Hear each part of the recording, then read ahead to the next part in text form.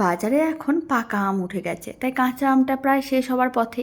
তাই কাঁচা আম শেষ হওয়ার আগে এইভাবে একবার কাঁচা আমের ঝুরি আচারটা বাড়িতে বানিয়ে দেখতে পারেন। প্রথমে বেশ কিছুটা পরিমাণ আম নিতে হবে, তারপরে কিন্তু খোসাটাকে ছাড়িয়ে জল দিয়ে ভালো করে ধুয়ে গ্রেটারে গ্রেট করে নিতে হবে। আমি এখানে গ্রেট করা আমটাই আছে 500 গ্রামের মতন, আর না হলে কিন্তু এখানে যে বীজটা ছিল বীজ সমেত প্রায় 700 গ্রামের মতন ছিল।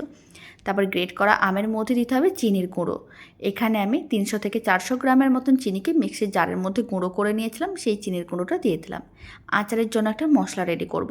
তার জন্য 5টার মতন শুকনো লঙ্কা নিয়েছিলাম, গোটা জিরে, গোটা ধনে, 5 ফোড়ন আর নিয়েছিলাম মৌরি। 2-3 মিনিটের মতন শুকনো খোলায় ভেজে গুঁড়ো করতে হবে। আর এদিকে যে চিনির গুঁড়োটা আমি মিশিয়ে রেখেছিলাম বেশ জল জল হয়ে গেছে, তার মধ্যে অল্প একটু লবণ, হলুদ গুঁড়ো, লঙ্কার গুঁড়ো আর দিয়ে দিলাম ভাজা মশলার গুঁড়ো। যেই ভাজা মশলার গুঁড়োটা আগে থেকে রেডি করে নিয়েছিলাম।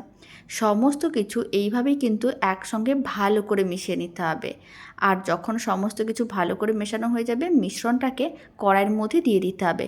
কোনো রকম তেলের প্রয়োজনও পড়বে না, আর রোদে দেওয়ার ঝামেলারও দরকার পড়বে না। খুব ভালো করে মিশিয়ে এইভাবেই কিন্তু মিডিয়াম ফ্লেমে প্রায় 35 থেকে 40 মিনিটের মতন আচারটাকে রান্না করতে হবে। আর শেষে দিতে হবে অল্প করে একটু ভিনিগার, তাহলেই কিন্তু দারুণ স্বাদের আচার একেবারেই রেডি। আর ভিনিগার দেওয়ার কারণে আচার সারা বছর ভালো থাকবে।